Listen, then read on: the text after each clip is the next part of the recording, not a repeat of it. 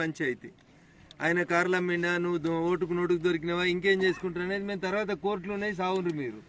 మాకు ఆ పంచాయతీ తోటి లెక్కలేదు. ఇప్పుడు ఎలక్షన్ లేవు. ఇప్పుడు ఏమున్నాయి, కళ్ళాలలో వడ్లు ఉన్నాయి. ఉన్న వడ్లని తీసుకొని తొందరగా పోతే ఆ పైకి చూసుకొని ఇటు తాటిపత్రి కప్పాల్సినటువంటి అవసరం ఉండదు. ఇది అడుగుమంటే నేను 1,50,000 కోట్లు పెట్టి కాళేశ్వరం కడతాను, ఆయనే పొంకనాలు కొట్టి ఫామ్ హౌస్ పోయిండు. ఈయన 1,00,000 పెట్టి మూసి చేస్తా అని ఈయన ఎడుకోతాడో మళ్ళీ తెలియని పరిస్థితి వచ్చింది. అందుకనే రేవంత్ రెడ్డి గారు నిన్న మీ ఊర్లో రైతులు తిరగబడితే రాజకీయం ఉంది, దాని వెనకాల పార్టీలు ఉంటారు, బరాబర్ ఉంటాడు. అన్న పింక్ అంగేసుకున్నాడు, ఇంకొక ఆయన బ్లూ అంగేసుకుంటాడు. ఎవరికి నచ్చిన అంగి వాళ్ళు వేసుకుంటారు, ఎవరికి నచ్చిన రంగు జెండా వాళ్ళు పట్టుకుంటారు. రైతులకు రంగులు ఉండొద్దు, జెండాలు ఉందని మనం చెప్తామా ఏంది? రైతు అయితే ఓటేసినప్పుడు రైతు ఓటు కావాలి కానీ నీది ఏ పార్టీ అని చెప్పి రిమాండ్ చేస్తారా ఇవాళ రైతుల్ని? ఇది బాధాకరమైనటువంటి విషయం.